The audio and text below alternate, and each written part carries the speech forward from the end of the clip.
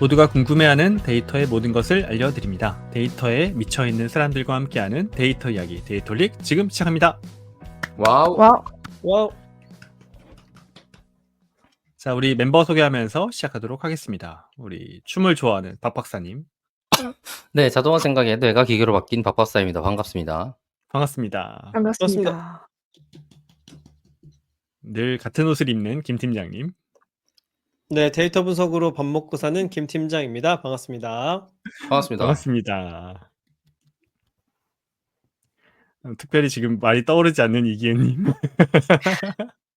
네, 데이터 시각화 더 나아가 데이터 스토리텔링 업무를 하고 있는 이기은입니다. 반갑습니다. 반갑습니다. 반갑습니다. 저는 계속 나이를 먹고 있는 데이터와 글쓰기를 좋아하는 조과장입니다. 반갑습니다. 반갑습니다. 반갑습니다. 네, 저희 데이터릭은 유튜브, 팟빵, 애플 팟캐스트에서 들으실 수 있고요. 그 외에 저희도 모르는 다양한 팟캐스트 플랫폼에도 업로드되고 있습니다. 페이스북 페이지, 인스타그램 계정, 트위터 계정도 운영하고 있습니다. 데이터릭은 여러분의 후원으로 만들어지고 있습니다. 카카오뱅크 계좌로 정기 후원해주시는 귀동량님, 눔나님, 우누나27님, 최승범님, 초록도롱뇽님, 에쿠자님, 유튜브로 정기 후원해주시는 JS전1891님 감사드립니다. 데이터릭을 후원하고 싶으신가요? 팟빵과 유튜브 공지사항, 채널 정보에 후원 계좌가 있습니다. 여러분께서 보내주신 후원금은 녹음, 편집, 컨텐츠 제작에 소중하게 사용하겠습니다. 데이터릭은 데이터 관련 분야의 다양한 소식을 전하는 팟캐스트입니다. 저희 방송에 광고를 넣거나 데이터 관련 교육을 의뢰하시려면 데이터올릭 숫자 4@gmail.com으로 문의해 주시기 바랍니다. 방송을 들어주시는 모든 분들께 감사드립니다. 감사합니다. 감사합니다.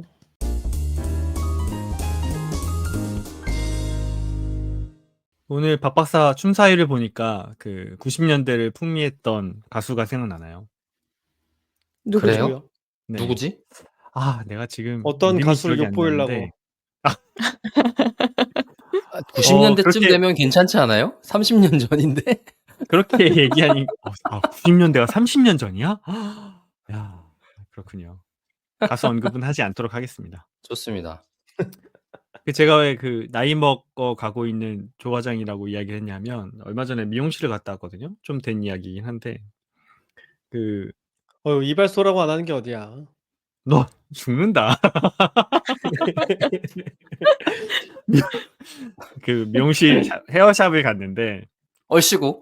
헤어샵이래. 헤어샵을 갔는데 샵에 그- 갔다 오셨어요? 예. 디자이너 분께서 저한테 저를 해주신다라고 생각을 하셨겠죠. 뭐 그런 얘기를 하시는 거예요. 그분이 이제 제가 원래 머리를 해주시던 분이 갑자기 다른 데로 가시게 돼서 다른 분이 이제 이어받으셨거든요. 저의 회원권을. 근데 이제 옆에서 머리 다른 분 컷하면서 저를 이제 자주 보셨나 봐요. 제가 그 헤어샵 다닌 지 좀 오래돼가지고 저한테 뭐라고 하셨냐면 제가 회원님 이렇게 정보를 봤는데 생각보다 나이가 많으셔가지고 깜짝 놀랐어요. 이러면서 그러니까 칭찬을 하려고 이제 칭찬인가? 스몰톡을 시작하신 아니, 거죠. 그러니까 여기서 좀 의아하긴 시작했는데 저한테 뭐라고 이게 했냐면 과연 되게 젊게 사시는 것 같아요. 저한테. 이야, 그게 젊게 HR에서 사시네. 말하는 쎄함이지 않습니까? 내가 되게 기분이 그렇더라고. 보통은 뭐 어려 보이시네요. 뭐 이런 표현까지는 받아들일 수 있는데 젊게 사시네요는 진짜 나이 든 사람한테 쓰는 말이잖아. 그쵸. 영포티의 아유. 대표인 영포티. 거죠. 양포티.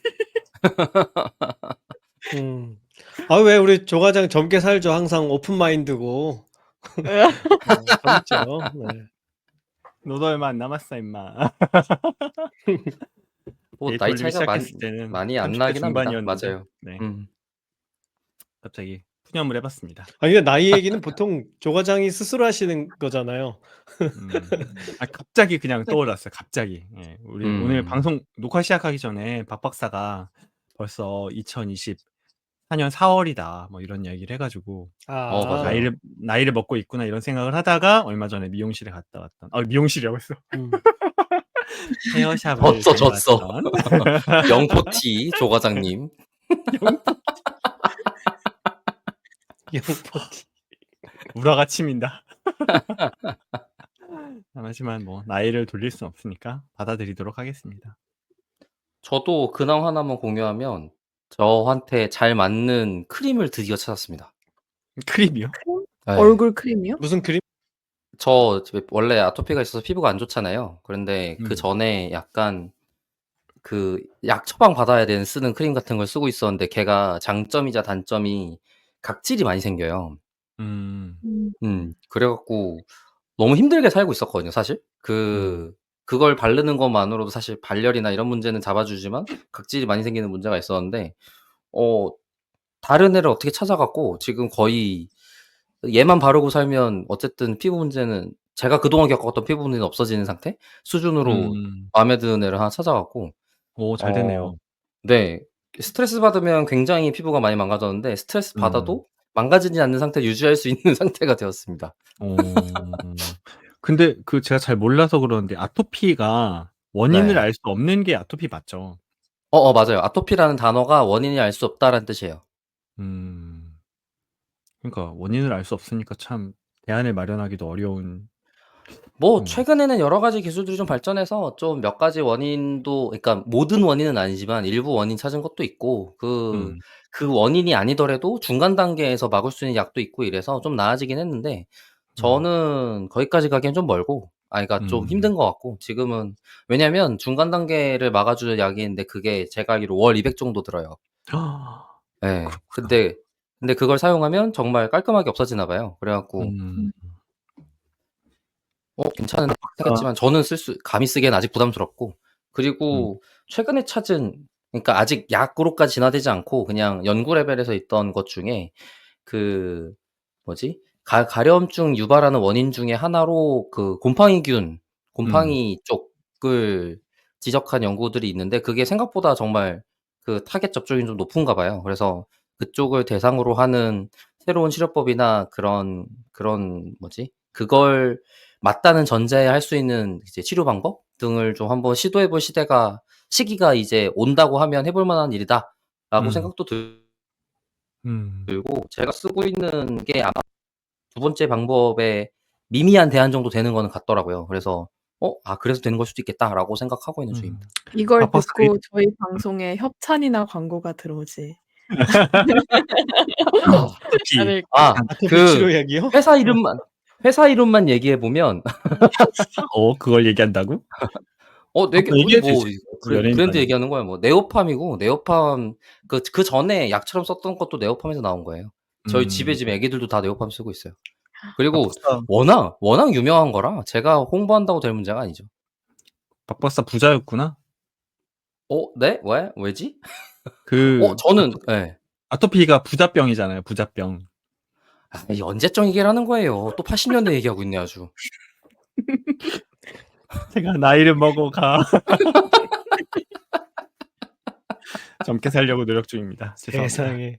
그거 햄버거 영포티, 많이 먹어서 영포티. 걸리는 거 아니야 그거? 햄버거 먹지 말아야 돼 그거.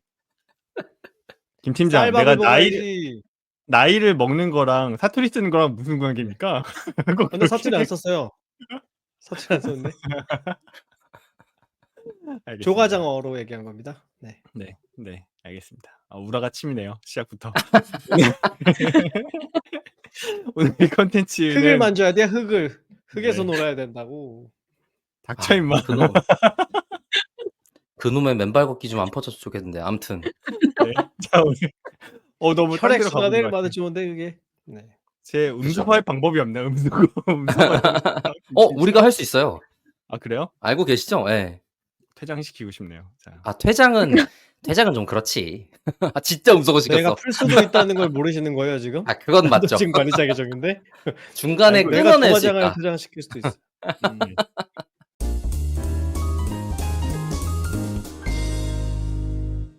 자, 오늘 컨텐츠는 오랜만에 박 박사가 준비해 주셨습니다. 맞습니다. 와우.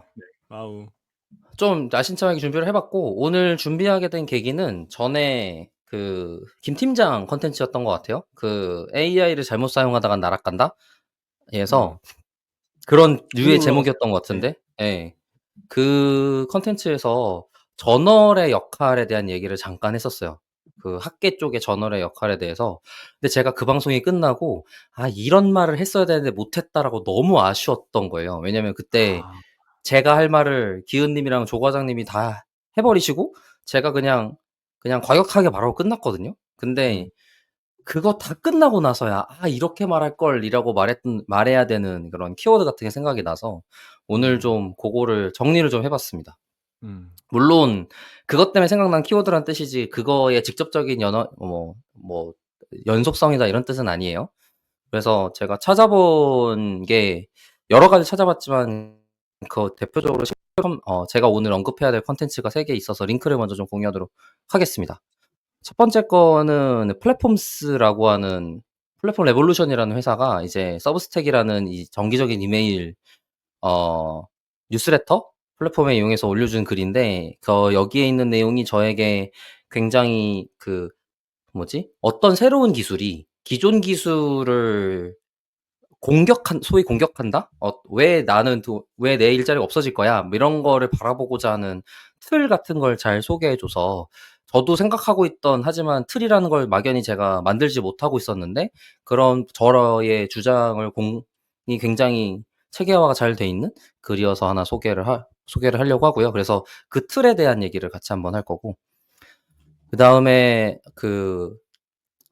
2023년이 그 코로나 시대가 지나고 나면서 있었던 한 해여 AI가 성공한 한 해여서 23년 같은 경우는 코로나 시대 때 성장한 그 리모트 워크 중개 플랫폼의 성장 덕분에 중개 플랫폼이 일자리에 대한 중개를 데이터를 갖고 분석할 수 있는 기가 막힌 상황이 됐어요. 그래서 AI 때문에 23년 동안 일자리의 중개의 변화가 어떻게 일어나는가 같은 걸 분석한 글이 있어서 그거를 지금 같이 한번 공유해 볼까 생각하고 있고요. 그다음에 마지막으로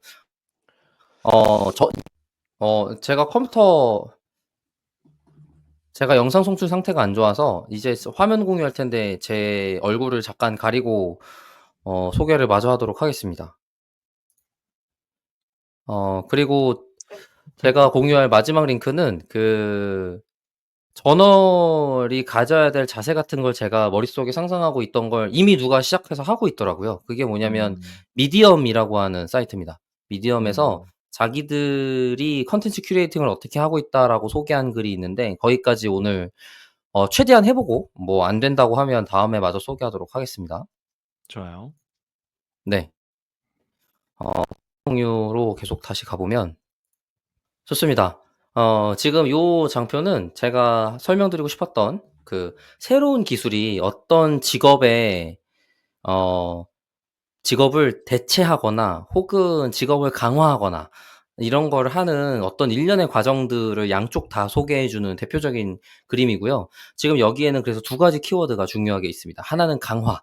그러니까 나의 전문성을 더 강하게 만들어서 돈을 잘 벌게 만들어 줄 거야라는 부분이 있을 수 있을 것 같고 그리고 다른 하나는 내 전문성을 빼앗아서 돈을 잃게 만들 거야. 라고 생각하는 부분이 있을 것 같습니다. 근데 지금 그렇게 생각하기 위해서는 어떤 프로세스를 통해서 강화하는지, 어떤 프로세스를 통해서 일자리를 대체하는지를 우선 알아야 그 프레임을 가지고 있어야 그다음에 이 AI가 어떻게 될 것인지를 생각해 볼 수 있거든요. 그리고 AI가 대체하는 그 기능이 무엇인가에 따라서 조금 다를 수도 있다고 생각이 들어요. 그래서 이 각각의 과정들이 어떻게 되는지 소개해 주는 글이 있어서 한번 설명을 해 보겠습니다. 여기에 우선 3단계로 표현이 되어 있고 하나는 every job is a bundle of task라고 되어 있는데 번들이라고 표현을 해 놨어요. 그러니까 나의 직업 혹은 어떤 직종이 수행하는 일의 일종은 여러 가지 태스크의 집합으로 되어 있다라고 표현하고 있습니다. 그러니까 여기서는 그림으로 표현하자면 commoditized task 이거는 어떤 특별한 전문성을 요구하지 않는 일반적인 일들을 뜻해요. 그다음에 specialized task는 아까랑 상대적인 거죠. 전문성을 요구하는 특별한 사람들만 할 수 있는 작업을 뜻합니다. 그리고 그거보다 조금 진한 초록색이랑 분홍색이 있는데 그건 밑에 걸 하면서 설명해 볼게요. 첫 번째 태스크에는 총 6가지, 아니, 첫 번째 잡은 예시가 된 잡이겠죠. 예시가 된 이 직업에는 6가지 태스크가 있어요. 그런데 그 중에 3개는 전문성이 있어야만 할 수 있는 일이고, 3개는 전문성이 없어도 할 수 있는 일입니다. 그런데 그 전문성이 없어도 할 수 있는 일을 전문성 있는 사람한테 같이 맡겨요, 사실. 왜냐면 그거를 따로 맡기는 것이 더 귀찮고 힘든 일이기 때문에 조금 더 주더라도 이런 전문성을 갖춘 사람에게 전문적이진 않은 일도 같이 묶어서 의뢰해서 일을 수행하게 됩니다. 이 예를 들면 부분이 뭐가 있을까요? 지금 저희 회사가 그렇거든요. 저희 회사가 음. 그 태양광 모듈별 모니터링 솔루션을 제공하고 그다음에 발전소에 찾아가서 문제가 뭔지 진단을 해 줘요. 그런데 그 고객들이 저희한테 뭘 요구하냐면 "너네가 수리도 해 줘라."고 해요. 음. 근데 수리를 맡기는 일은 일반적인 일이잖아요. 그러니까 네. 우리가 "어떤 문제들이 있으니 이거 수리하세요."라고 고객한테 알려줬단 말이야. 네. 그러면 그 알려준 걸 가지고 자기가 수리를 맡기면 되는데 저희한테 수리까지 그냥 한꺼번에 맡겨요. 음. 예. 그러면 수리는 다른 전문성 영역인 이미 잘 쪼개져 있는 일이니까 우리 입장에서는 우리도 외주를 주긴 하지만 고객 입장을 생각하면 우리에게는 전문성이 없는 일인 거죠. 그리고 누구한테 음. 시키면 되는지 정해져 있는 일인데 그 덩어리 일도 저희한테 맡기더라고요. 갑질 그러니깐 아닙니까? 갑질? 그게 왜 갑질이죠? 아 그쵸. 그 생각이 들어서. 우리한테 돈 주는 고마운 고객님한테 왜 갑질이라고 하시는 거죠? 아 그렇군요. 죄송합니다, 고객님. 뭐 예를 들면 이런 게 있을 수 있을 것 같아요. 외주를 준다고 했을 때도 예를 들어서 어떤 디자인 외주만 준다고 했을 때 그 사람이 어 뭐지? 예시 결과물을 만들어야 되는데 예시 결과물까지 할 줄 아는 사람이면 그 사람한테 맡기게 되겠죠. 근데 음. 중간에 뭔가 다른 사파들도 같이 맡겨 버리는 상황이 될 거예요. 그 다른 음. 사파를 맡기는 거를 일부러 다른 사람을 찾아서 따로 맡기는 게 아니라 그렇게 되면 이거는 번들링돼서 일을 맡기게 된 상황이 되는 거죠. 근데 이제 음. 제가 지금 예시가 적절하지 않을 수 있어요, 당연히. 왜냐면 지금 여기에는 전문적이지 않은 일과 전문적인 일이 묶여서 어떤 사람에게 직업으로서 맡겨진다라고 설명하는 거기 때문에 제가 어떤 딱 특정한 직업으로 예시 들기는 좀 애매한 것 같은데 거 어쨌든 그런 것들이 혼합되어 있는 게 일반적인 직업이다라고 이 글은 주장하고 있는 겁니다. 그런 음. 상황에서 새로운 기술이 생겼어요. 어떤 우리가 모르는 특별한 새로운 기술이 생겼는데 이 새로운 기술은 이런 직업에게 2가지 이펙트를 미칩니다.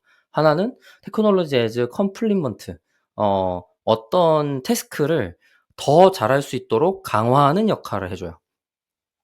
그러면 저는 이 기술을 사용해서 더 일을 많이 받거나 더 고품질의 일을 하거나 하는 덕분에 돈을 더 많이 벌 수 있겠죠. 그게 초록색에 해당됩니다. 음. 그리고 테크놀로지의 서브스티튜트 같은 경우는 그 펑션이 완전히 대체된 거예요. 그거를 기술 상품화라고 표현하더라고요, 이 글에서는. 그래서 상품화되어 버린 기능 덕분에 그 일은 저한테 의뢰가 들어오지 않습니다. 음. 그래서 최종적으로 밑에 제일 마지막에 더 포스트 서브스티튜션 잡 번들이라고 돼 있는데 저희의 작업이 원래 총 6개였는데 제가 테크놀로지 덕분에 추가할 수 있었던 기술 하나, 그다음에 없어지게 된 기술 하나가 있어서 저에게 다시 새로운 형태의 6개의 태스크로 모인 잡 번들링이 일어난 거죠. 음. 그래서 어떤 새로운 기술은 저에게 추가적인 일을 만들 수 있도록 또 하고 저의 일을 뺏기도 하는 형태로 동작하면서 일의 경계가 변화한다라는 걸 음. 설명하고자 하는 도표고요. 저는 굉장히 잘 설명됐다고 생각하고 있습니다. 음.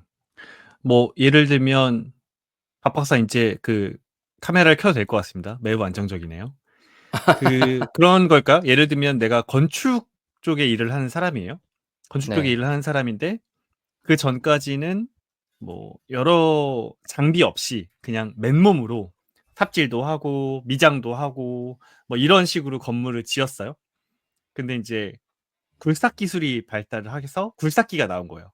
굴삭기가 나오니까 내가 더 이상 삽질을 하는 행위는 없어지게 되는 거죠.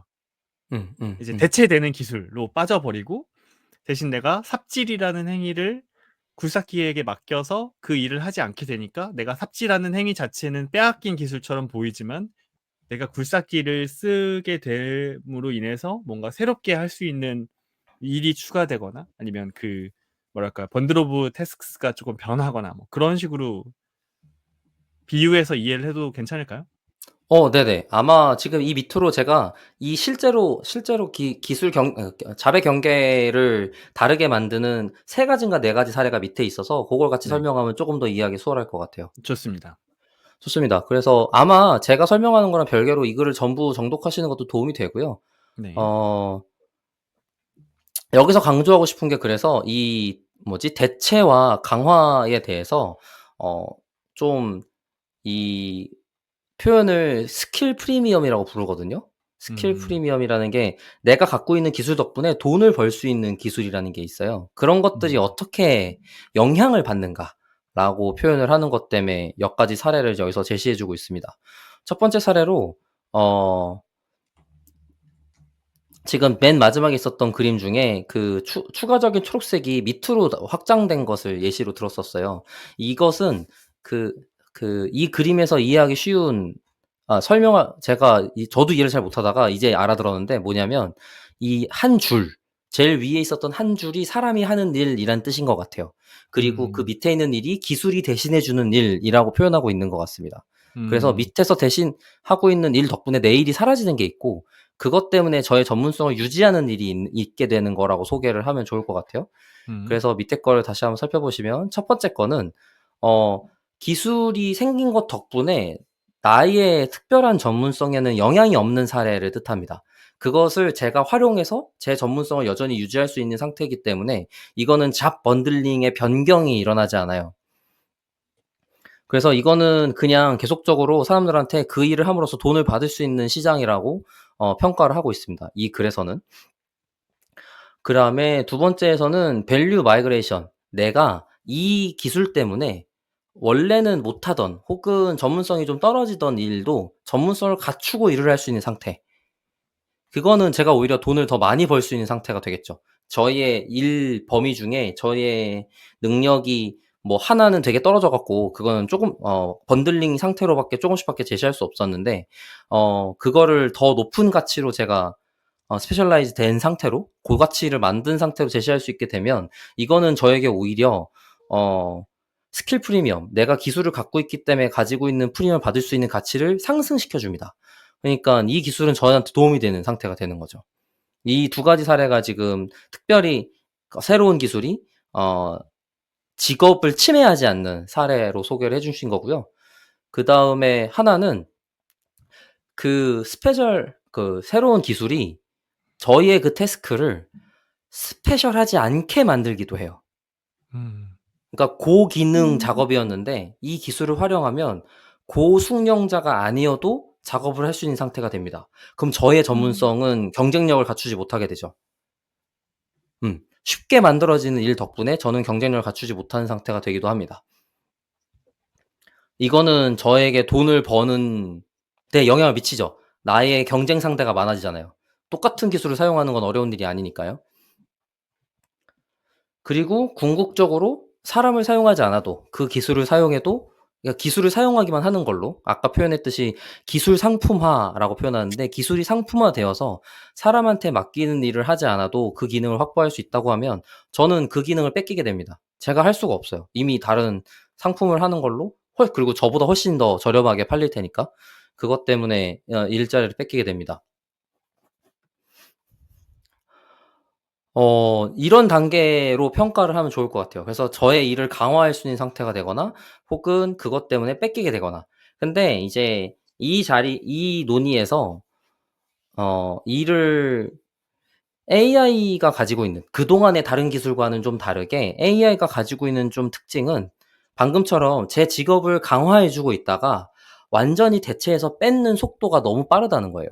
그러니까 다른 기술들은 강화해 주는 시간이 충분히 길어서 제가 새로운 수익 사업을 하더라도 문제가 없거나 이런 식이었는데 그다음에 대체가 되더라도 저한테 임팩트가 없거나 그게 좀 다르게 동작하거나 그런 식이었는데 지금 AI가 주는 기술은 그동안과는 좀 다르게 이미 고숙련된 사람의 신기술이 고숙련된 사람의 작업 결과물을 대체할 수 있는 기술 상품화가 굉장히 빨리 일어나고 있는 상태이기 때문에 많은 사람들이 걱정하고 있는 것 같다라고 표현을 하고 있고 지금 여기서는 그다음에는 제가 이 글은 소개하지 않을 텐데 여기에는 숙련이 잘 된 거에 대한 이익, 그다음에 학습을 지속적으로 하는 것에 대한 이익, 그다음에 작업을 관리하는 것에 대한 이익이 AI를 통해서 어떻게 침해되는지를 밑으로 소개하고 있습니다. 저는 이제 이후로는 이 논리 얘기를 할 게 아니라서 나머지 분들이 이거 글을 살펴보시면 좀 좋을 것 같고요.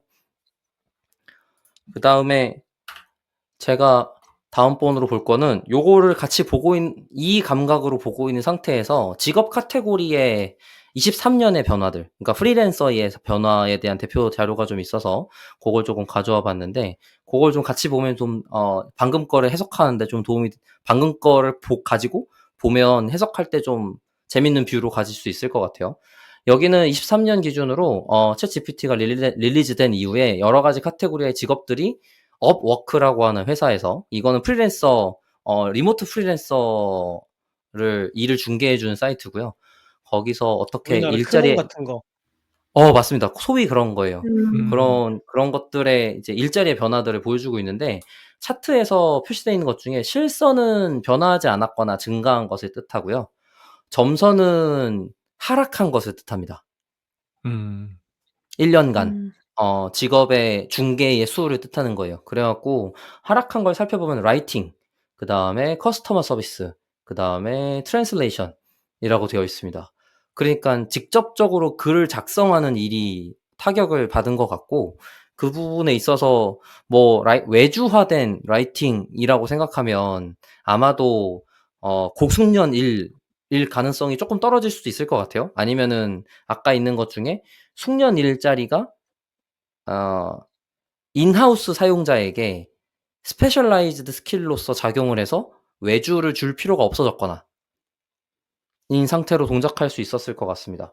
그리고 여기서는 설명을 밑에 가서 조금 더 얘기하긴 하겠지만 아직은 바로 다음으로 올 미래여서 말하기 조심스럽지만 그래픽 디자인이나 이런 미디어 이런 쪽 작업은 증가했다고 하더라고요. 근데 아마도 이제 우리가 심히 보고 있는 가까운 미래에 대체될 가능성이 있을 것 같다라는 걱정이 드는 것 같습니다. 그 AI 기술들을 살펴보면요. 어떤 변화였는지를 다시 비교해서 퍼센트로 나타낸 건데 1년 동안의 변화인 것 같아요. 그래픽 디자인이나 웹 디자인은 증가했고 라이팅은 굉장히 많이 떨어졌네요. 30% 넘게 떨어진 것 같습니다. 그 다음에 커스터머 서비스랑 트랜슬레이션도 거의 20% 가까이 떨어진 걸 볼 수 있고 특이하게 비디오 에디팅이랑 프로덕션이 훨씬 더 굉장히 많이 증가한 걸 볼 수 있어요. 이게 왜 그럴까라고 생각할 때 저한테 음모론은 이제 비디오 분석이나 비디오 생성 학습이 필요하기 때문에 프리랜서가 많이 늘어난 게 아닐까. 근데 저 사이트에서 구직하는 사람들의 특징을 보면 제가 보기엔 유튜브 편집자인데? 아, 그래요? 그러면 유튜브가 성장했다고 보는 게 오히려 자연스러울 수 있겠네요. 그렇지 않을까요? 그러니까 유튜브나 틱톡이나 이런 영상 콘텐츠가 지금 폭증하고 있으니까 수요가 많은 틱톡도 말이 되네. 직종이니까 네, 수요가 많은 직종이니까 그럴 수 있지 않을까요? 이제 좋습니다. 빨리 그러니까 소라가 공개되어야지 이것도 빨간색으로 변할 텐데. 아, 그죠? 왜 직업을 주려고 빨리 하세요? 공개되어야 한다고요? 되게 위험한 말씀을 아무렇지도 않게 하시네. 네. 물론 아까 말씀하신 것처럼 그냥 산업 환경의 변화 때문에 일어난 임팩트도 볼 수도 있어요. 아직 이거는 그거를 우리가 통제한 상태로 데이터를 볼 수는 전혀 없으니까 그냥 결과물만 갖고 이제 근데 챗GPT 릴리즈 이후야. 근데 아마도 전 세계적으로 영향을 미쳤을 거야. 같은 막연한 그냥 가정을 전제로 살펴보고 있는 겁니다. 근데 지금 김 팀장이 제시한 것처럼 시장 환경의 변화 때문에 일어난 이펙트가 충분히 다 많이 반영돼 있을 가능성은 높아요. 근데 그럼에도 불구하고 우리가 일부러 그거를 원인이라고 말하고 싶지 않음에도 불구하고 해석을 굳이 해보자면 라이팅 업무 외주가 굉장히 떨어졌다만으로도 좀 특이하게 볼 지점인 건 확실한 것 같다 정도는 될 것 같습니다. 이거는 샐러리인데 샐러리가 공개된 그러니까 그 연봉 인데 그거를 추정해서 해 갖고 저는 쓸 수 있는 데이터는 아닌 것 같더라고요. 그래 갖고 여기 미드저니 이미지 젠이라든지 작업 직업들이 발생하고 있는 중이다라는 표현들을 하고 있는 중이고 다른 것들은 저한테 좀 쓸모 있는 차트가 아니었는데 마지막 한 개 정도만 추가해 보자면 22년 말서부터 챗GPT 혹은 챗봇, AI 에이전트 등등으로 인한 직업이 굉장히 눈에 띄게 증가하고 있는 중입니다. 물론 스케일이 굉장히 다른 애에 비해서 작아요. 그래 갖고 정말 말도 안 되게 세상을 집어삼킬 만큼 직업이 생겼다고 보이진 않는데 유의미하게 지금 사람들이 요쪽 키워드로 사람을 찾고 있는 중이다. 라는 정도로 파악할 수 있을 것 같습니다. 그래서 이게 뭐 24년 2월까지 데이터니까 올해가 끝나고 비슷한 결과가 나온다고 하면 그러니까 비슷한 이런 보고서가 나온다고 하면 24년 보고서를 살펴보는 콘텐츠가 내년도에 있으면 좋겠다라는 생각이 드는 지점이었던 것 같아요. 여기까지가 제가 잡 번들링이라는 개념에서 그 어떤 신기술이 무언가를 대체하기 위해서는 어떤 식으로 동작을 하는지에 대한 관점에 대해서 틀을 한번 얘기해 드렸고 그걸 가지고 어떤 직업이 어떻게 대체되었다라는 보고가 AI 통해서 있었는가 뭐 당장 그 보고 때문은 아니지만 관련해서 생각해 볼 수 있는 게 뭐가 있는가 같은 것까지를 이야기를 해 봤습니다. 우선 여기서 잠깐 각자의 의견들을 좀 들을 수 있으면 좋을 것 같아요. 네. 일단 맨 마지막 그래프는 비율이 아니고 언급 건수죠? 어 네네. 언급 건수고 그러니깐 그쵸. 근데 Y축 JD 최고가 지금 40개인데? 맞죠? 맞아요. 늘어나는 중이라는 표현에 아. 가깝지 예예. 이게 지금 네. 막 세상을 쥐어삼키는 정도로 엄청나게 많이 늘어났음 이런 뜻은 당연히 아니고요. 다른 애들이랑 스케일을 비교해 봐도 미미한 수준인 건 확실합니다. 음. 시작되는 중에 가까워서 그것 때문에 내년도에 보면 어떨까가 궁금하다고 말씀드린 거예요. 음. 박 박사가 이 자료를 통해서 하고 싶은 얘기는 뭐예요? 늘어나는 직업이 있고 줄어드는 직업이 있다. 이런 그쵸. 얘기인가요? 그러니깐 어. 그 직업을 얘기할 때 직업이라는 그러니깐 우리가 지금 상태에서 바라보고 있는 어떤 직종이라는 키워드 혹은 어떤 직업이라는 이름 이것만 갖고 평가해서 바라보기는 여전히 어렵다. 그렇기 때문에 그거를 구성하고 있는 태스크가 음. 무엇인지 각각의 태스크 중에 실제로 돈을 벌기 위한 태스크가 무엇이고 그걸 대체하고 있는 것인지 혹은 그게 어떻게 동작을 해서 직업을 재조정을 어떻게 하고 있는지 이런 걸 좀 보면 어떨까라는 얘기를 하고자 했던 거죠. 저는 사실 앞서 AI랑은 다르지 않게 기존의 새로운 기술들도 그런 일을 계속 해 왔거든요.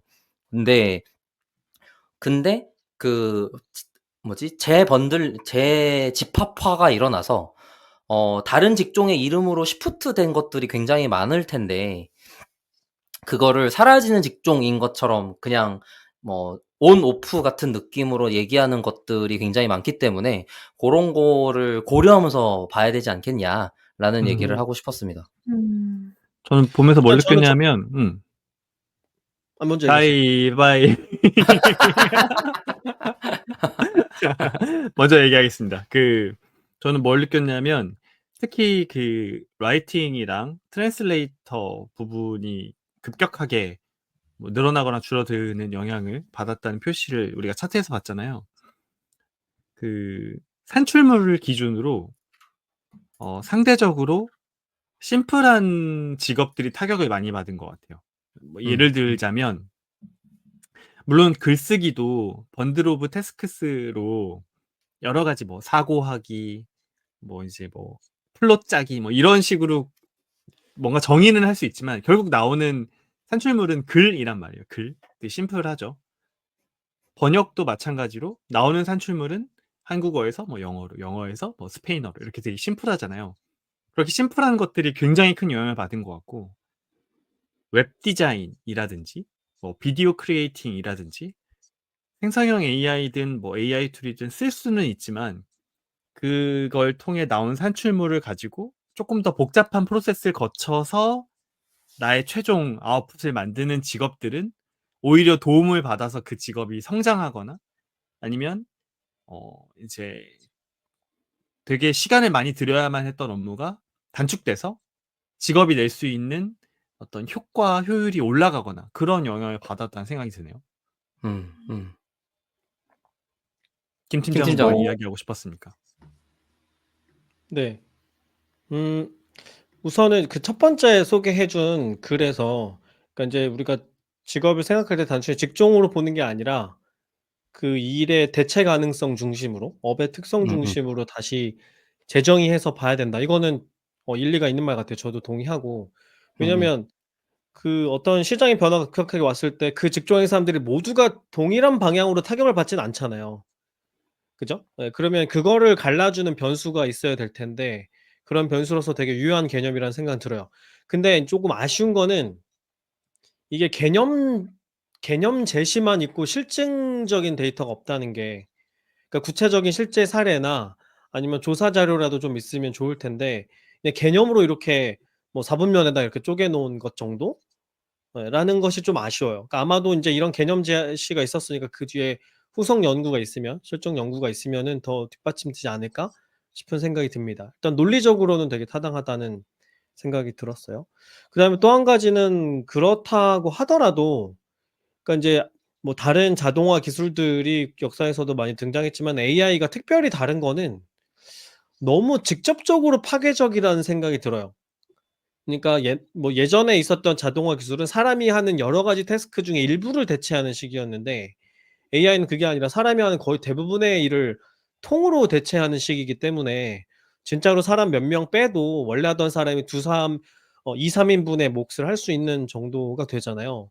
그런 면 때문에 우리가 좀 이걸 심각하게 바라보는 것이 아닌가 하는 생각이 들고 그다음에 앞에서 첫 번째 글에서 제안한 것처럼 각 직종 내에서도 대체 가능성 중심으로 나눠 봐야 한다는 것을 수용한다고 하더라도 전반적으로는 일자리가 감소하는 방향으로 갈 수밖에는 없다는 생각은 들어요. 그러니까 그게 고성과자가 되었든 뭐 단순 노동자가 되었건 어떤 식으로든 간에 네 업무 처리량을 너무 빠르게 만들어 주기 때문에 그 고용주 입장에서는 어쨌든 인력을 줄이려고 하잖아요. 그 자동화 기술을 도입하는 건 일단 첫 번째로는 인력을 줄이려는 목적을 가질 수밖에 없으니까요.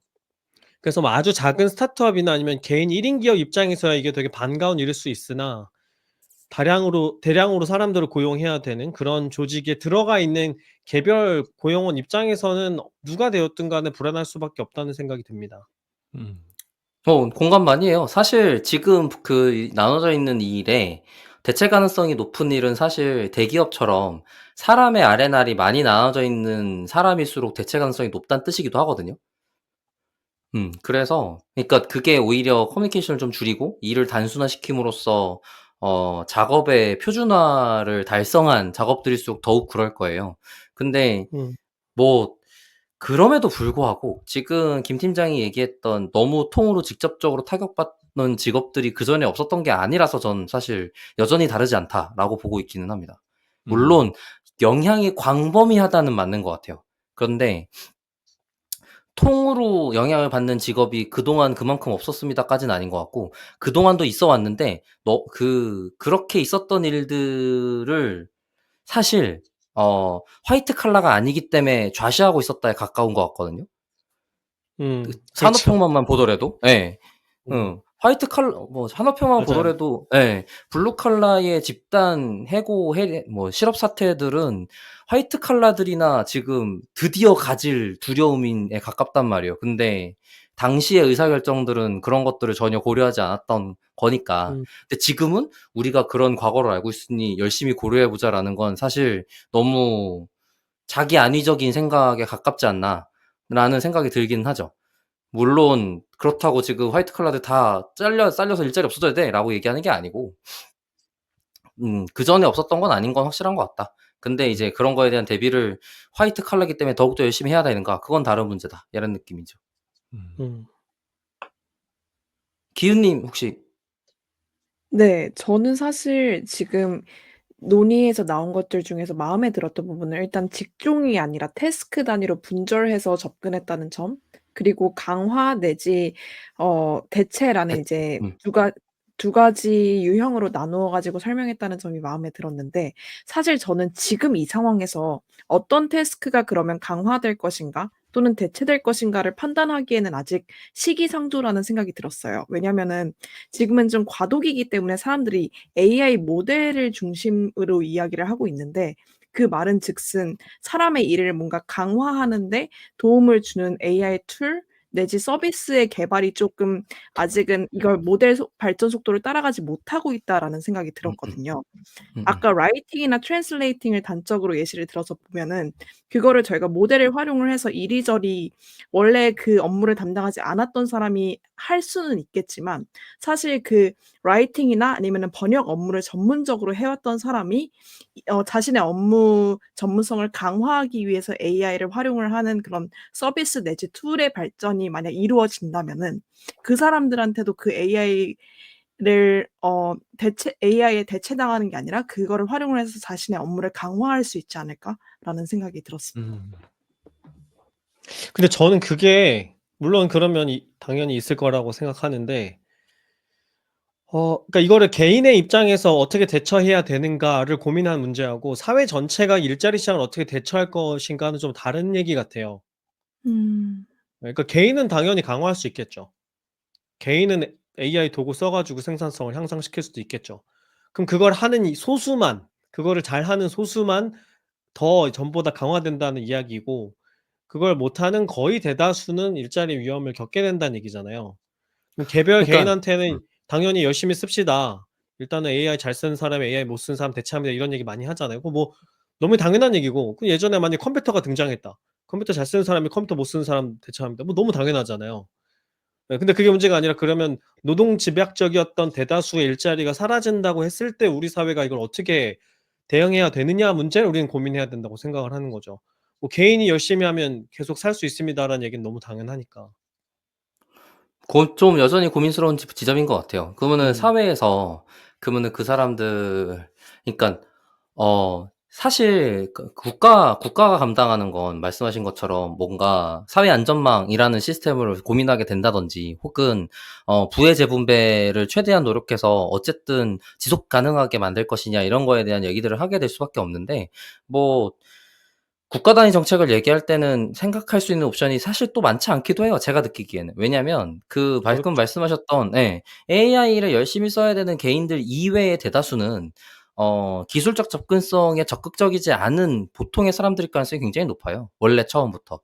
근데 그러면 그것 때문에 생기는 지형 변화가 어떻게 발생할 것인가에서 그 변화에 파고를 직접적으로 맞는 대다수의 사람들일 거라고 예상을 했을 때 그 사람들을 어떻게 맞게 도와줄 거냐라는 문제로 풀 수밖에 없게 되는데 그냥 그 개인들의 그 게으름이나 개인들의 성실하지 못함으로 치부할 수는 없는 문제인 건 확실하죠.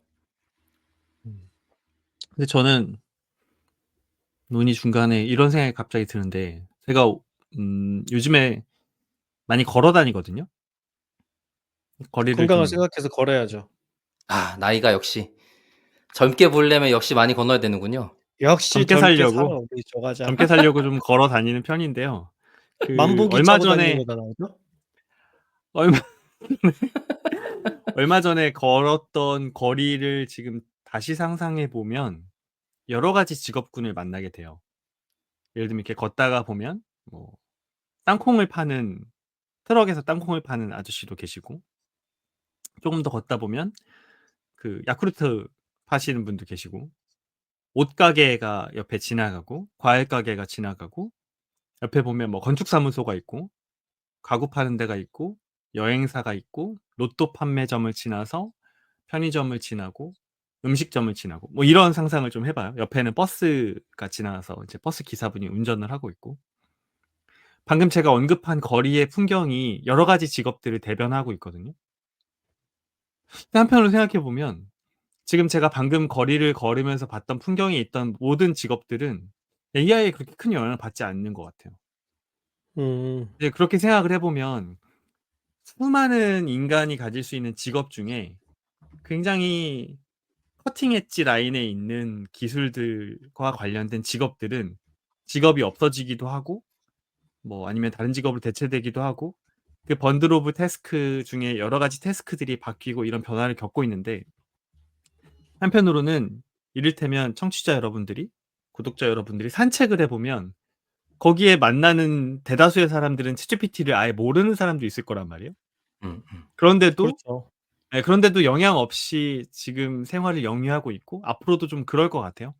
근데 인제 이런 기술과 맞닿아 있는 사람들의 변화가 훨씬 더 큰 느낌.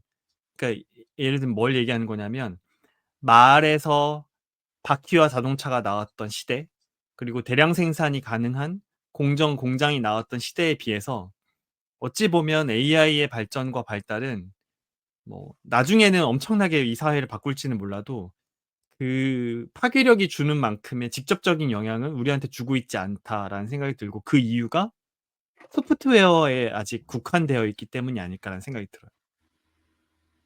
근데 몇 번 제가 주장하는 것처럼 그 소프트웨어를 네. 넘어서 실질 세계와 물질 세계에 들어오기 전까지는 인간에게 이렇게 직접적으로 체감되는 영향이 좀 덜하지 않을까라는 생각이 좀 들더라고요. 그런 근데 로보틱스의 그거는 발전을 말씀하시는 건가요? 네네. 로보틱스로 음. 위시되는 집집마다 로봇 뭐 집사가 있고, 아니면 정말 자율주행이 가능한 어떤 뭐 그런 게 나오고, 그런 물질 세계로 건너오기 전까지의 소프트웨어 세계에서는 영향을 그렇게 많이 안 줄 수도 있겠다, 직업 자체에. 뭐 그런 생각도 아니 들더라고요. 근데 저는 로봇이 안드로이드 로봇이 기술이 발달해도 길에서 땅콩 파는 아저씨는 대체되지 않을 거라고 생각하거든요. 왜 로봇이 땅콩 팔 수도 있지. 아니 로봇을 굳이 거기다 그래요? 쓸 필요가 없어요.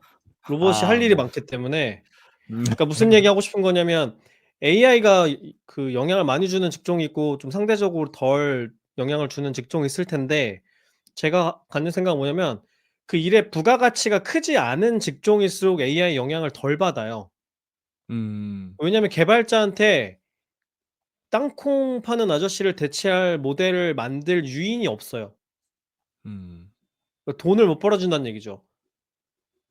그 조 과장이 지금 이야기한 것들이 전반적으로 부가가치가 크지 않은 직종들이잖아요. 왜냐면 이게 개발이 되었을 때 돈을 많이 벌어줘야 되니까, 그러면 부가가치가 큰 것에 먼저 개발자들이 몰리게 되어 있는 거고, 그래서 제일 먼저 나오는 게 뭐 변호사 AI니 의사 AI니 이런 것들이 나오는 거죠. 그래야 돈을 크게 버니까.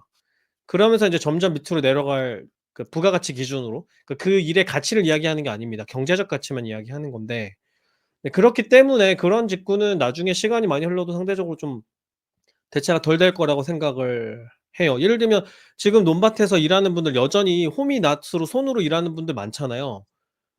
그죠? 뭐 그게 뭐 수십 년이 아니라 수백 년 전과도 크게 다르지 않을 건데, 그 이유는 거기에 어떤 기계화가 도입된다고 해서 아주 큰 어떤 수익을 창출해 내지는 않으니까 거기에 그런 기술 개발이 영향을 미치지 않게 되는 거죠. 음. 기본적으로 우리나라는 농기구가 발전하기 힘들어요. 농기구 발전은 면적이 나와야 다량 동작하는데, 네, 그거에 대한 효율이 떨어지다 보니까 그런 거고, 미국은 엄청 음. 발달했죠.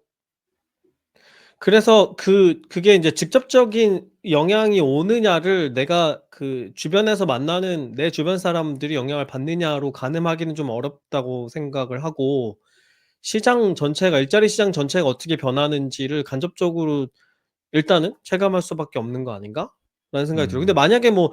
만약에 조 과장 주변에 뭐 디자인 업무를 하는 사람이 있었다거나 번역 업무나 뭐 글쓰기 업무를 하는 사람이 있었다고 하면은 당장 영향을 받는 경험을 이야기할 수도 있을 거는 같아요. 음. 근데 그런 그럴 사람들이 수 아니면 있겠네. 저도 제 주변에는 그런 사람들이 많지 않아서 저도 뭐 "AI가 등장해서 일자리를 잃었어." 이렇게 얘기하는 사람은 없거든요. 근데 이제 음. 간접적으로들 영향을 받지 않을까.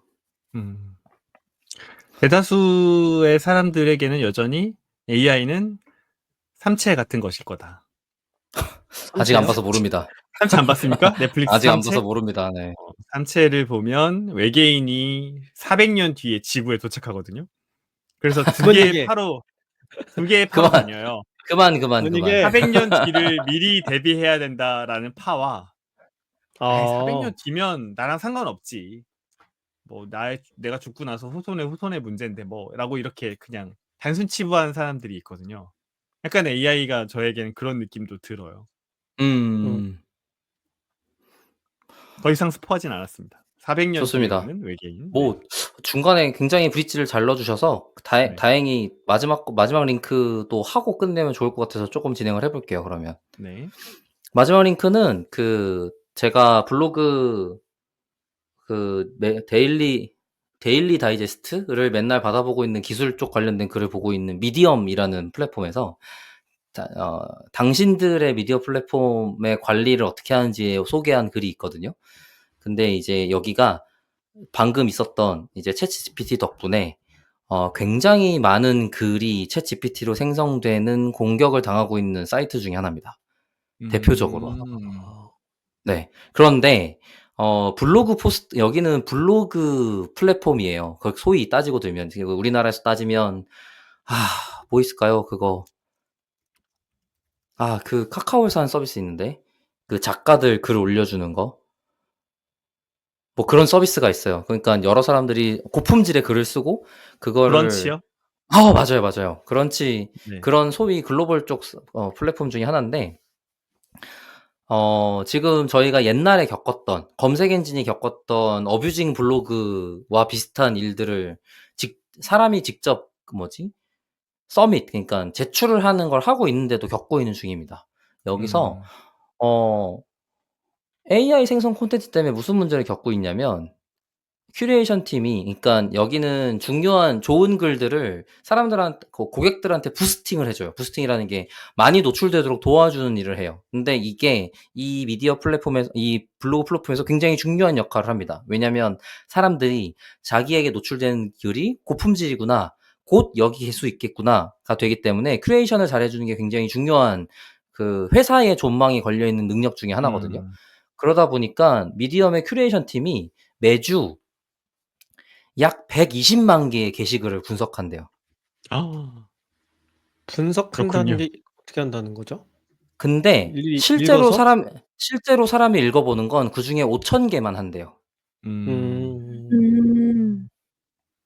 근데 분석을 실제로 자동화했다. 그러니까 실제로 사람이 보는 글은 0.5%만 하고 있대요. 그 나머지 애들은 엄청난 양의 스팸이거나 무의미한 내용들이라고 하고 있고 여기서도 지금 계속 그거를 탐지해 내서 큐레이션 팀의 부담이 안 가게 하기 위해서 굉장히 노력하고 있다라고 소개를 하고 있습니다. 그런데 여기서 이 기술팀이 가지고 있는 게 궁극적인 목표가 무엇이냐라는 걸 다시 한번 설명해요. 기술팀이 가져야 될 궁극적인 목표는 AI로 썼는가가 아니에요. AI로 썼는가는 우리가 탐지할 수가 없어요. 엄밀히 따지면. 왜냐하면 여러 사람들이 생성된 AI 모델 결과물을 갖고 여러 가지 패러프레이징을 간단하게라도 할 수 있는 거잖아요. 그냥 그 단계만 거치는 순간 이 AI 탐지 모델을 생성하는 건 난이도가 굉장히 급격하게 올라갑니다. 그래서 그래서 미디엄에서는 AI로 글을 쓰기라는 걸 정책적으로 막지 않아요. 그건 중요한 게 아니니까. 그러니까 여기서 중요한 건 부스팅할 글을 잘 선별하기예요. 그러면 지표가 단순해져요. 네. 그러니까 독자에게 자주 전달해 줄 좋은 글을 선별하는 거죠. 그래서 지표가 단순해져요. 글의 품질이래요. AI라 써도 돼. 그걸 이용해서 좋은 품질의 글을 쓴다고 하면 우린 막지 않아. 당연하지. 오히려 더 노출되게 해줄 거야. 이런 의미입니다. 그렇기 때문에 여기서 그리고 AI로 글을 쓰는 거에 도움받는 거에 대표 사례 중에 그래머리를 소개해요. 그래머리는 제발 쓰라고 그래. 오히려. 문법을 정확하게 지키는 게 고품질 글의 일종이 되니까. 그러니까 AI로 글을 생성했다가 곧 우리가 막아야 될 컨텐츠다라는 뜻이 아니라는 거죠. 고품질의 글을 쓰는 것이 더 중요한 것이다라고 주장을 하고 있고 그게 완전히 맞다고 생각해요. 저 또한도.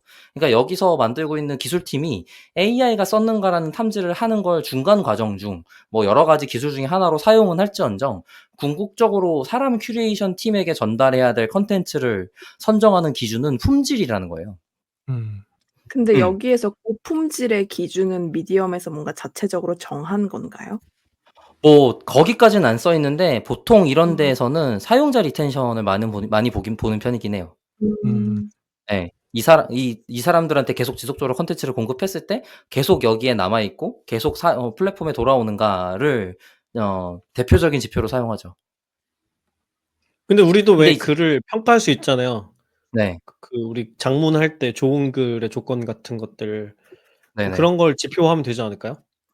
뭐 그런 레벨의 지표일지까지는 디테일하게 안 써져 있는데 아마 그리고 또 여기서도 미디엄에서는 처음부터 굉장히 중요하게 했던 기능 중에 하나로 클랩이라고 있어요. 좋아요랑 비슷한 음. 뜻이에요. 음.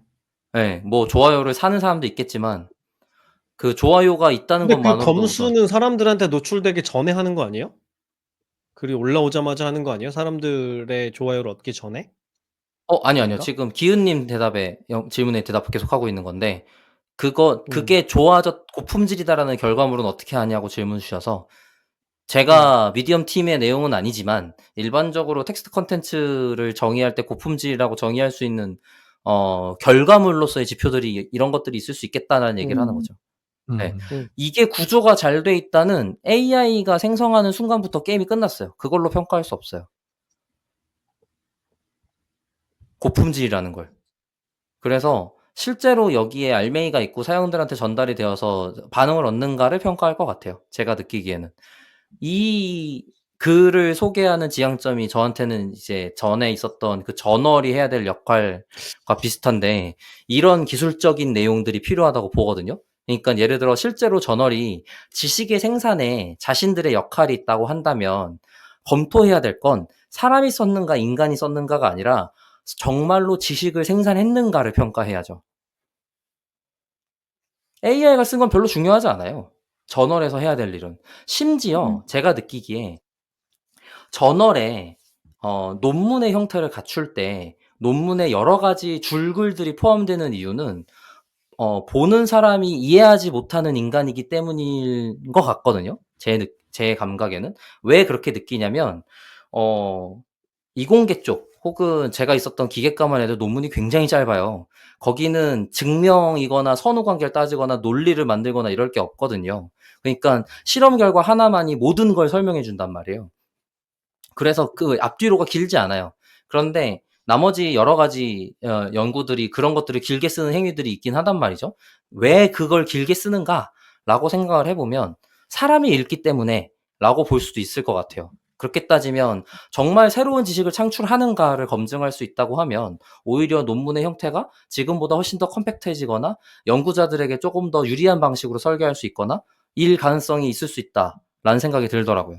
그래서 지금 여러 가지 콘텐츠들이 AI로 생성될 때 'AI를 막아야 됩니다.'라는 1차원적인 접근보다는 지금 우리 플랫폼이 무언가를 추구하는가를 전제로 '그쪽의 고품질이 무엇인가.'를 평가하는 것이 좋지 않나라는 생각이 들어서 그게 아마 아까 있었던 직업의 번들링, 언번들링과도 연관이 되거든요. 저널의 역할의 번들링, 언번들링이 일어나야 되는 상태인 거죠.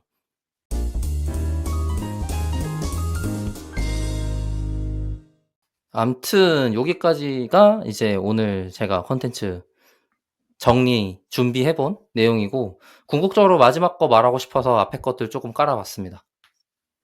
궁극적으로 저널의 역할에 대해서 이야기하고 싶어서 이 앞에 모든 것들을 맞아요. 깔았다.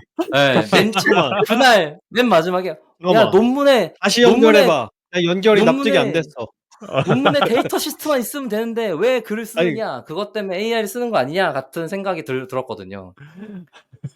어차피 아니 논문을 앞에 AI가 밑밥이 읽을 어떻게 거라면. 연결되는 거야. 다시 얘기해 봐요. 그러니까 앞에 앞에 밑밥은 이야기하고 뒤에 얘기하고. 어떤 그냥 직업과 기능에 그러니까 직업이 해야 될 일, 예를 들어서 논문을 쓰는 일 혹은 저널에서 피어 리뷰를 하는 일이라는 이 일은 여러 가지 태스크의 번들링일 거란 말이에요. 근데 그 태스크의 언번들링 그러니까 리번들링을 하지 않고 그냥 "AI로 쓰지 마."라고 막으면 "그게 동작하겠냐?"라고 얘기한 거죠. 음. 거의 나이트 샤말란급으로 반전을 아 그래요?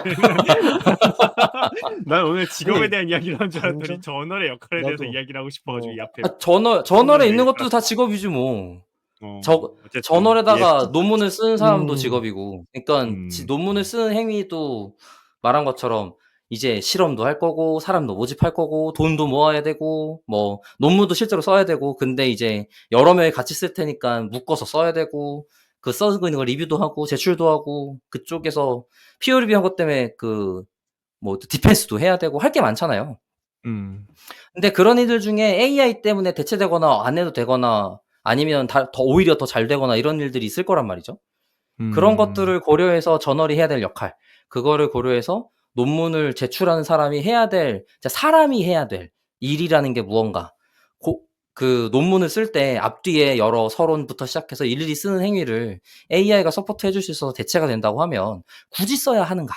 약간 요런 음. 생각이 들었다 이거죠. 오케이. 음. 그러니까 조금 연결이 되는 것 같은데 지금 네네. 이제 그것 때문에 음. 저널이 해야 될 '고품질이라는 건 무엇인가?' 하면 '지식의 생산이다.' 인 거죠. 음. 예. 네, 교수님. 저희 기은 님이 다른 미팅 때문에 나가 보셔야 되니까 기은 님의 소감을 먼저 좀 짧게 들어보면 어떨까요? 좋습니다. 아 네. 좋습니다. 마지막과 관련해서 저도 그 'AI 탐지를 잡아내는 것을 목적을 두는 거는 굉장히 좀 시대를 못 따라가고 있는 거 아닌가.'라는 생각을 굉장히 많이 했었거든요. 그래 가지고 음. 말씀하시는 교수님 말씀에 굉장히 동의하는 바고요. 아니야. 그러지 마요. 제발 그러지 마요. 네. 그리고 앞에 저는 얘기 나눴던 그 직업의 대체 내지 강화의 그런 그 프레임도 되게 재밌어 가지고 이제 많은 그 그 청취자분들도 한번 생각을 해 보시면 좋을 것 같아요. 내가 지금 하고 있는 일을 뭔가 태스크 단위로 좀 나눠서 그게 이제 'AI가 어떻게 강화 내지 대체할 것인지를 좀 생각을 해 보면 더 유익한 에피소드이지 않을까.'라는 생각이 듭니다. 네. 감사합니다. 저도 짧게 소감을 이야기하면 박 박사의 그 앞서 던져 나왔던 여러 가지 복선들이 뭐 그 복선 자체로도 재미가 있고 뭐 직업으로서의 탐구에 대한 의미가 있었던 것 같은데 이 뒤에 저널을 이야기하려고 이렇게 깔아 놨구나라는 아 어 떡밥이 회수가 됐습니까? 네, 놀라운 이 서사에 감탄을 받지 않았고 박 박사가 인제 박사 학위를 넘어서 자기만의 분야를 만드는 교수의 그 이제 어떤 단계로 나아가고 있구나라는 생각이 아이고 들면서 아닙니다. 네, 별명을 바꿔도 되겠다는 생각도 들었고 아니 뭐 차치하고 일단 직업 그 자체에 대한 구분과 뭐 AI로 대체되는 직업의 어떤 관점을 본 것도 재미있었고요. 마지막에 박 박사가 이야기했던 것도 동의합니다. 이제 우리가 지금 이 시대에는 AI가 만들었냐 아니냐를 논의하기보다는 그 활동과 뭐 아웃풋의 근본적인 질의 향상 혹은 양의 향상을 위해서 그쪽으로 맞춰서 우리가 생각하고 또 뭐 정책을 정하고 이제 관점을 좀 가져야 되는 시대가 되지 않았나라는 생각에 100% 동의하는 바입니다. 뭐 원래도 지난번 에피소드에도 박 박사랑 비슷한 의견을 갖고 있었던 건 맞고요. 김 팀장은 어떻게 생각하셨나요? 네. 그 일단 전에 제가 저널 얘기했었을 때에서 그 저자들하고 저널이 논란이 됐던 거는 AI를 썼다는 것 때문은 아니었고요. 그 논문을 검증하지 않았다는 게 문제가 됐던 거죠. 그러니까 아무도 아 그죠, 그죠. 논문을 예예. 쓴 사람도 공저자도 에디터도 아무도 안 읽었다는 게 문제가 됐던 것이고 아마 현실적으로 안 쓸 수가 없을 것 같아요. 연구자들이 글을 워낙 많이 쓰는데 그죠? 생성형 도구를 활용할 때하고 쓰지 않았을 때와 효율이 너무 차이가 나기 때문에 아마 당장 네 교수들부터도 먼저 쓰려고들 하고 있을 거다. 왜냐면 논문 많이 써야 되잖아요, 교수들은. 네.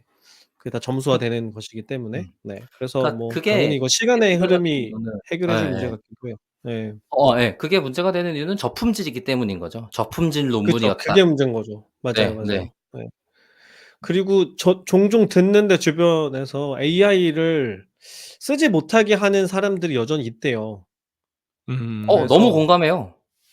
그죠? 그게 인제 근데 이제 거슬러서 예전 얘기를 들어보면은 예전에 대학교에서 레포트 쓸 때 컴퓨터 쓰지 말라고 하던 교수들도 있었고요. 구글 검색하지 말라고 했던 그 교수도 있었고. 그쵸. 검색하지 말고 도서관 가서 책 찾아보고 레퍼런스 달아야 된다고 주장하던 교수들도 있었고 그 더 이전 시절에는 계산할 때 전자계산기 쓰면 안 되고 손계산해야 된다고 주장하던 사람들도 있었던 거죠. 네. 음음음. 그럼 어떻게 됐느냐 그 사람들은. 다 늙어 죽었다. 그래서 아 결론이 또 이것은 일로 가? 네 이것은 그냥 자연스럽게 네 시간이 지나면 네 해결이 되는 문제라는 생각이 듭니다. 아직 이분들이 적응하기에는 이 기술이 너무 급격한 거죠. 그래서 이해도 됩니다. 어떻게 대처해야 될지 모르니까 일단 쓰지 않는 방향으로 일단은 나의 일은 지키려고 하는 마음이 들 수밖에 없잖아요, 사람은. 아. 자기의 아. 어떤 아. 존재의 어떤 이유가 사라지게 되니까 예를 들면 글쓰기를 가르치는 사람 입장에서 "글 쓸 때 AI 쓰지 마세요."라고 이야기하게 되는 거죠. 왜냐면 그러면 내가 작문 수업을 할 이유가 없어지거든요. 그래서 아니, 예. 리번들링 돼 갖고 대체됐네요, 기능이. 그렇죠. 예. 그러니까 그 사람이 AI를 활용해서 글 쓰는 방법을 적극적으로 수용한다면 모를까. 그럼 근데 그게 강화된 쉽지 거고. 않기 때문에. 예. 근데 그게 음. 쉽지 않잖아요, 또 연세가 많으신 분들은. 저 지금 그래서 깨달았습니다. 이거는 시간의 문제다. 네. 오늘의 주제는 노화였군요. 처음부터 그랬군요. 아 기승전 노화입니까? 야. 노화였군요. 아. 자, 오늘 저기 결론 내주시죠, 박 박사. 네. 전어리어 각성하라. 아닙니다. 야, 이 주제 이걸로 갈 줄이야. 아, 그래요? 몰랐구나. 네. 어쨌든 사실 저도 어떻게 해야 될지 계속 고민하는 단계인 것 같아요. 여러 가지 기술들을 볼 때, 그리고 기능들을 볼 때. 저는 이제, 그러니까 제가 AI 기술을 봤을 때 느끼는 임팩트가 적은 이유가 그것 때문이기도 한 것 같아요. 저는 꽤 오랜 시간 동안 신기술만 봤거든요. 그러니까 신기술이 실제로 임팩트를 어떻게 미치는지를 계속 보고 있었단 말이에요. 그러다 보니까 사람들이 생각보다 신기술이 발생한 그 순간을 과대 해석하고요.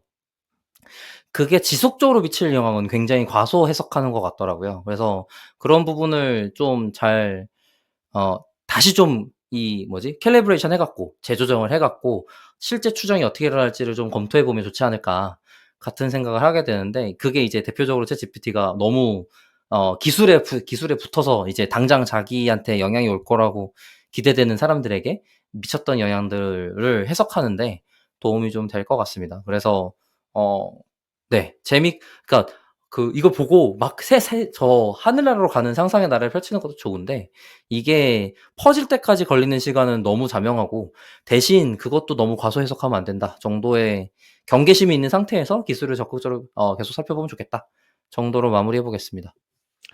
네. 네. 데이터릭 청취자 여러분들은 젊게 사시길 바라면서 오늘 젊게 삽시다를 주제로 진행했던 데이터릭은 이것으로 마치도록 하겠습니다. 데이터릭은 더 감사합니다. 재미있는 컨텐츠를 가지고 다음 방송으로 다시 인사드리겠습니다. 감사합니다. 감사합니다. 감사합니다.